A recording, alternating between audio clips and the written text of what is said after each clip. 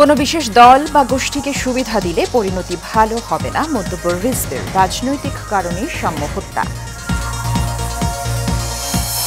সাম্য হত্যার বিচারের দাবিতে উত্তাল ঢাকা বিশ্ববিদ্যালয়। ৩ দফা আদায়ে জগন্নাথের শাটডাউন ঘোষণা।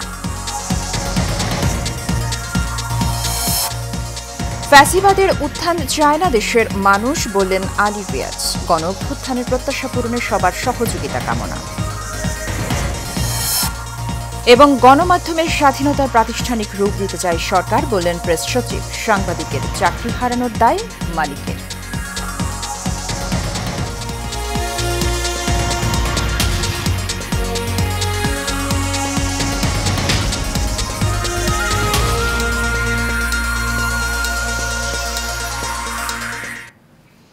স্বাগত এশিয়া নিউজে। দর্শক, পুরো সংবাদ জুড়ে সাথে আছি সুবর্ণা গোলন্দাজ। শুনছিলেন বিআরবি কেবল ইন্ডাস্ট্রিজ লিমিটেড সংবাদ শিরোনাম। কোনো বিশেষ রাজনৈতিক দল বা আদর্শের মানুষকে বিশেষ সুবিধা দিলে পরিণতি ভালো হবে না বলে অন্তর্বর্তী সরকারকে হুঁশিয়ারি দিয়েছেন বিএনপির সিনিয়র যুগ্ম মহাসচিব রুহুল কবির রিজভী। সাম্য হত্যার বিচারের দাবিতে দুপুরে জাতীয় প্রেস ক্লাবের সামনে আয়োজিত এক মানববন্ধনে এসব কথা বলেন তিনি। সাম্য হত্যার পেছনে রাজনৈতিক কারণ থাকতে পারে বলেও মন্তব্য করেন রিজভী। মোশাররফ তালুকদারের ক্যামেরায় কাউসার আহমেদের রিপোর্ট। সামাজিক যোগাযোগ মাধ্যম ফেসবুকে জাতীয় সঙ্গীত অবমাননার বিরুদ্ধে স্ট্যাটাস দেওয়ার কারণেই ঢাকা বিশ্ববিদ্যালয়ের শিক্ষার্থী ও ছাত্রদল নেতা শাহরিয়ার আলম সাম্যকে হত্যা করা হয়েছে। প্রেস ক্লাবের সামনে এই হত্যার বিচারের দাবিতে আয়োজিত অনুষ্ঠানে এমন মন্তব্য করেন বিএনপির সিনিয়র যুগ্ম মহাসচিব রুহুল কবির রিজভী। এখন তো আওয়ামী দোসররা নেই, এখন যারা ক্ষমতায় আছেন তাদেরকে সকল বিরোধী দলীয় যারা গণতন্ত্রের জন্য লড়াই করেছেন তারা সমর্থন করেছেন। এখন কারা লাশ পড়বে? এই হত্যার পেছনে রাজনৈতিক কারণ থাকতে পারে উল্লেখ করে বিএনপির নেতা বলেন, স্বাধীনতার পক্ষে কথা বলায় খুন হয়েছে সাম্য। আজকে জাতীয় সঙ্গীত, জাতীয় পতাকা, ৭১-এ আমাদের স্বাধীনতার পক্ষে কথা বললে করে তার জীবন চলে যায়। অর্থাৎ যারা দেশের পক্ষে, যারা আগ্রাসনের বিরুদ্ধে, যারা দেশের স্বাধীনতার পক্ষে, যারা জাতীয় সঙ্গীতের পক্ষে, যারা জাতীয় পতাকার পক্ষে, তাদের জীবন চলে যায়। সম্প্রতি বেশ কয়েকটি ঘটনার বর্ণনা করে রিজভী বলেন, অন্তর্বর্তীকালীন সরকার কাদের প্রতিনিধিত্ব করছে সেটি জাতি জানতে চায়। অন্তর্বর্তীকালীন সরকার আপনারা জানি না কাদের প্রতিনিধিত্ব করছেন। আপনাদেরকে আমরাও সমর্থন করেছি, এখনো করে যাচ্ছি। কিন্তু এনসিপি যখন আপনাদের এই যমুনার দিকে যায়, প্রধান উপদেষ্টার বাসার দিকে, তখন তাদের সাদরে বরণ করে। এই ৩-৪ দিন আগেই দেখলাম আওয়ামী লীগকে নিষিদ্ধের দাবিতে তারা গেলেন, তাদেরকে সাদরে বরণ করলেন। আর জগন্নাথ বিশ্ববিদ্যালয়ের ছেলেরা তাদের আবাসনের জন্য গেল, তাদেরকে আপনারা উপহার দিলেন লাঠিচার্জ। কোন রাজনৈতিক দলের মতের পক্ষে দেশ পরিচালনা করলে জনগণ ছেড়ে কথা বলবে না বলে হুঁশিয়ারি দেন বিএনপি নেতা। এই রাজনৈতিক শত্রুদের চিহ্নিত করে অবিলম্বে তাদেরকে গ্রেফতার করে শাস্তির আওতায় নিয়ে আসবে, তা না হলে এর পরিণতি ভয়াবহ হবে। কাউসার আহমেদ, এশিয়ান টেলিভিশন, ঢাকা। সাম্য হত্যার প্রতিবাদে ঢাকা বিশ্ববিদ্যালয়ের আধাবেলা ক্লাস পরীক্ষা বর্জনের ঘোষণা প্রত্যাখ্যান করে পূর্ণ দিবস ধর্মঘট ঘোষণা করেছে সন্ত্রাস বিরোধী শিক্ষার্থীবৃন্দ নামে একটি প্ল্যাটফর্ম। তারা ঢাকা বিশ্ববিদ্যালয়ের একাডেমিক ও প্রশাসনিক ভবনে তালা দিয়েছেন। দুপুর 12:30টার দিকে এ ঘটনা ঘটে। এর আগে সাম্য হত্যাকাণ্ডের ঘটনায় আগামীকাল প্রশাসনের আধাবেলা শোক পালনের সিদ্ধান্ত নিয়েছিল বিশ্ববিদ্যালয় প্রশাসন। পরে এক মিছিলে উপস্থিত ছাত্রদলের ঢাকা বিশ্ববিদ্যালয়ের বিজয় ৭১ হলের দপ্তর সম্পাদক সাকিব বিশ্বাস বলেন, উপাচার্য প্রক্টরের পদত্যাগের দাবিতে সামাজিক বিজ্ঞান ভবন, কলা ভবন, ব্যবসায়ী শিক্ষা ভবন সহ প্রশাসনিক ভবনে তালা দেওয়া হয়েছে। এদিকে সাম্য হত্যার ঘটনায় বিক্ষোভ করেছেন ছাত্রদলের নেতা কর্মীরা। দুপুরে ঢাকা বিশ্ববিদ্যালয়ের উপাচার্যের বাসভবনের সামনে তারা এই বিক্ষোভ কর্মসূচি পালন করেন।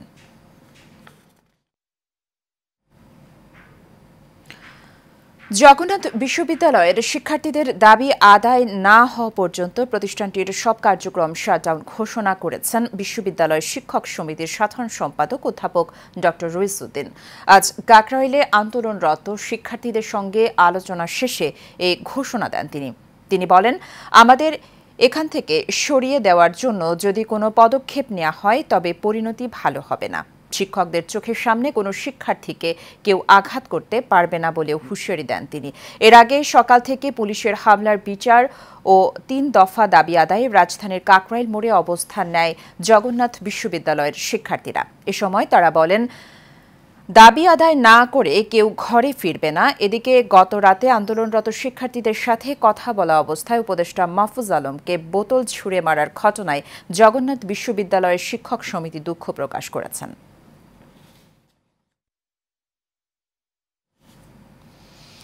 বাংলাদেশের নতুন যে পরিস্থিতি তৈরি হয়েছে তা এ দেশের মানুষ এবং রাজনৈতিক শক্তিগুলোর দীর্ঘদিনের সংগ্রামের ফল উল্লেখ করে জাতীয় ঐকমত্য কমিশনের সহ সভাপতি অধ্যাপক আলী রিয়াজ বলেছেন, বারবার ফ্যাসিবাদের উত্থান হোক তা দেশের মানুষ চায় না। আজ রাজধানীতে জাতীয় সংসদ ভবনের এলডি হলে জাতীয় ঐকমত্য কমিশনের সঙ্গে বাংলাদেশ সমাজতান্ত্রিক দলের আলোচনায় এসব কথা বলেন তিনি। এ সময় কমিশনের সদস্য হিসেবে বিচারপতি মোহাম্মদ ইমদাদুল হক, ডক্টর বদিউল আলম মজুমদার, সফরাজ হোসেন, ডক্টর ইফতেখারুজ্জামান, মোহাম্মদ আইয়ুব মিয়া এবং প্রধান উপদেষ্টার বিশেষ সহকারী মনির হায়দার উপস্থিত ছিলেন। বৈঠকে বাংলাদেশ সমাজতান্ত্রিক দলের সাধারণ সম্পাদক বজলুর রশিদ ফিরোজের নেতৃত্বে দলটির সহ সাধারণ সম্পাদক রাজিকুজ্জামান রতন সহ আরও অনেকে অংশ নেন।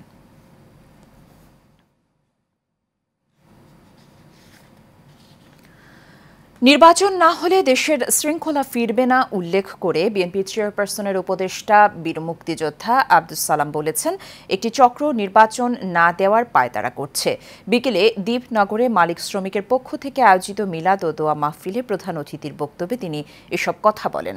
মাহির এন্টারপ্রাইজের মালিক মোহাম্মদ মাকসুদের আয়োজনে এতে প্রধান বক্তা ছিলেন ঢাকা মহানগর উত্তরের যুগ্ম আহ্বায়ক হাজী মোহাম্মদ ইউসুফ, আদাবর থানা শ্রমিক দলের আহ্বায়ক বাদুল বাবুর সভাপতিত্বে এবং সদস্য সচিব নজরুল ইসলাম সুমনের সঞ্চালনায় অনুষ্ঠানে স্থানীয় নেতাকর্মীরা উপস্থিত ছিলেন।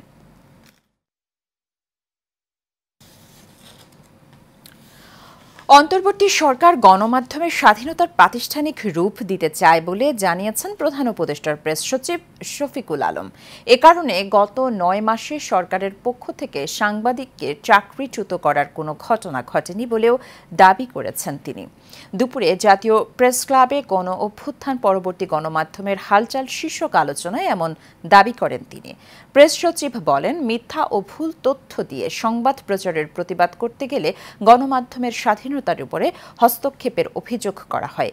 কোনো গণমাধ্যম বন্ধ করা হয়নি উল্লেখ করে তিনি বলেন, গত ৯ মাসে কোনো সাংবাদিককে চাকরি হারানোর জন্য সরকার দায়ী নয়, মালিকপক্ষ এটা করেছে বলেও জানান তিনি। কেউ কোনোভাবে হুমকির শিকার হলে সরকারকে অবহিত করার পরামর্শ দেন তিনি। সাংবাদিকদের বিরুদ্ধে হত্যা মামলার প্রসঙ্গে তিনি বলেন, ২৬৬ জন সাংবাদিকের বিরুদ্ধে হত্যা মামলার জন্য সরকার দায়ী নয়। ২১ আগস্ট গ্রেনেড হামলা মামলার আসামিদের খালাসের রায়ের বিরুদ্ধে রাষ্ট্রপক্ষের করা লিভ টু আপিলের পরবর্তী শুনানি ২৬ মে। দুপুরে প্রধান বিচারপতি সৈয়দ রেফাত আহমেদের নেতৃত্বাধীন ৬ বিচারপতির বেঞ্চ এই দিন ধার্য করেন। এর আগে গত ১ ডিসেম্বর এই মামলা থেকে বিএনপির ভারপ্রাপ্ত চেয়ারম্যান তারেক রহমান সহ সব আসামিকে খালাস দিয়ে রায় দেন হাইকোর্ট। পরে ১৯ মার্চ ওই রায়ের বিরুদ্ধে আপিল করে রাষ্ট্রপক্ষ। ২০০৪ সালের ২১ আগস্ট রাজধানীর গুলিস্তান এলাকায় আওয়ামী লীগের সমাবেশে ভয়াবহ গ্রেনেড হামলায় ২৪ জন নিহত ও বহু মানুষ আহত হন। গ্রেনেড হামলার ঘটনায় মতিঝিল থানায় হত্যা ও বিস্ফোরক দ্রব্য আইনে ২টি মামলা হয়। তার বহু পরে মামলার তারেক রহমানকে আসামি করা হয়।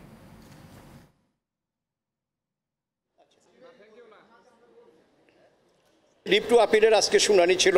তো today's bench was presided by Honorable Chief Justice and other 5 companion judges of the said Honorable Court. তো শুনানি ফার্স্ট আওয়ারে হয়েছে, এখন সেকেন্ড হাফে আবার রিচেজের পরে 11:30টায় যখন শুনানি শুরু হলো। তো এখন দেখা যাচ্ছে যে রাষ্ট্রপক্ষে ওনারা যেই পয়েন্টের উপরে আর্গুমেন্ট প্রেস করতেছেন এই পয়েন্টে ওনাদের লিভের গ্রাউন্ডের ত্রুটি আছে অথবা সঠিকভাবে ওটা গ্রাউন্ড নেওয়া হয়নি। তো যার জন্য অনারেবল চিফ জাস্টিস সাহেব বললেন যে তাইলে আপনারা আপনাদের গ্রাউন্ড ঠিক করেন এবং এটা ঠিক করে আসেন, এবং পরবর্তী ধার্য তারিখ দিল এই মাসের ২৬ তারিখে।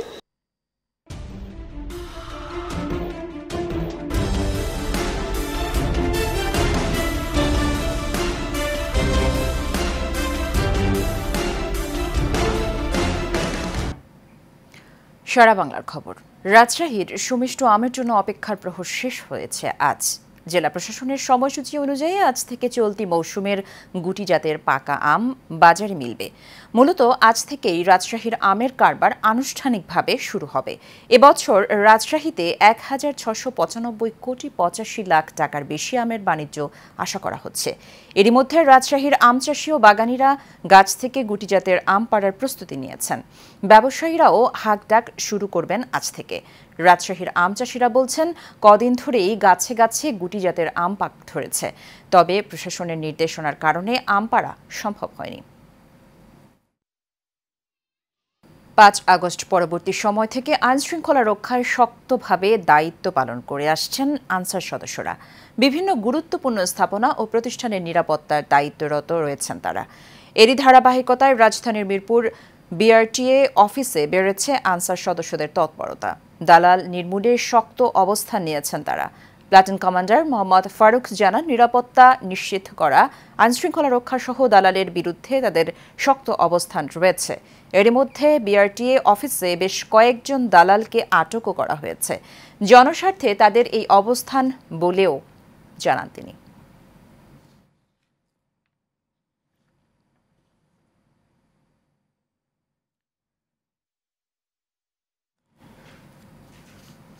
বাগেরহাটের ধোপাখালী ইউনিয়নের ৭ নং ওয়ার্ড বিএনপির নবনির্বাচিত সাধারণ সম্পাদক শওকত হোসেনকে হত্যার প্রতিবাদে ও খুনিদের বিচারের দাবিতে মানববন্ধন অনুষ্ঠিত হয়েছে।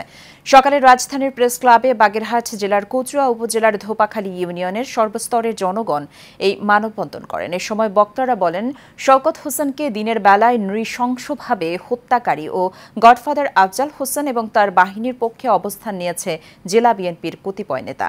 অনতিবিলম্বে খুনি আলমগীর ও সন্ত্রাসীদের বহিষ্কার ও দৃষ্টান্তমূলক শাস্তির দাবি জানান তারা। স্বাস্থ্যখাত সংস্কার কমিশনের প্রতিবেদনে অসঙ্গতিপূর্ণ তথ্য ও আপত্তিকর প্রস্তাবনা বাতিল এবং পুনঃপ্রতিবেদনের ডিএমএফ ডিগ্রিধারী উপসহকারী কমিউনিটি মেডিকেল অফিসারদের স্বাস্থ্য খাতে অবদান উল্লেখ করার দাবিতে সংবাদ সম্মেলন হয়েছে। জাতীয় প্রেস ক্লাবে আব্দুল সালাম হলে বাংলাদেশ ডিপ্লোমা মেডিকেল অ্যাসোসিয়েশন কেন্দ্রীয় কার্যনির্বাহী পরিষদ এই সংবাদ সম্মেলনের আয়োজন করে। Bangladesh diploma medical private practitioner association ও বাংলাদেশ ডিপ্লোমা মেডিকেল স্টুডেন্ট অ্যাসোসিয়েশনের সংবাদ সম্মেলনে 5টি দাবি তুলে ধরেন। এ সময় অ্যাসোসিয়েশনের নেতৃবৃন্দ উপস্থিত ছিলেন।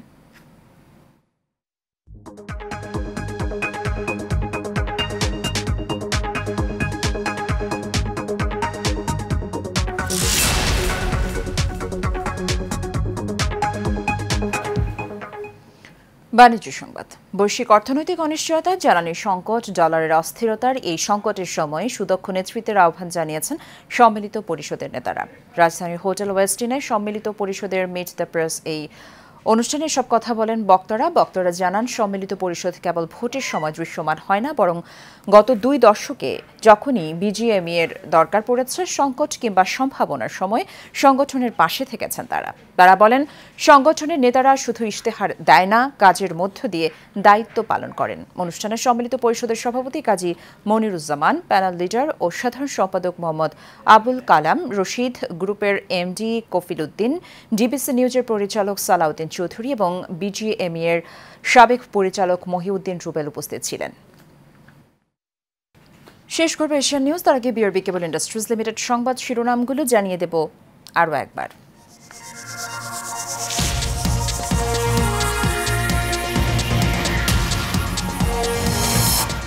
কোনো বিশেষ দল বা গোষ্ঠীকে সুবিধা দিলে পরিণতি ভালো হবে না, মন্তব্য রিজভির। রাজনৈতিক কারণেই সাম্য হত্যা।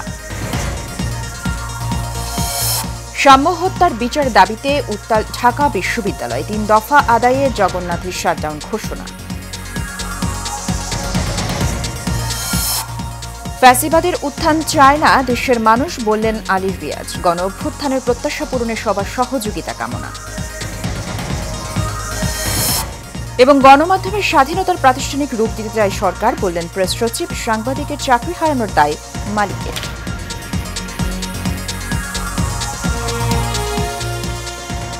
এশিয়ান নিউজ এ পর্যন্তই। আমাদের পরবর্তী সংবাদ দেখার আমন্ত্রণ রইল। ধন্যবাদ সাথে থাকার জন্য।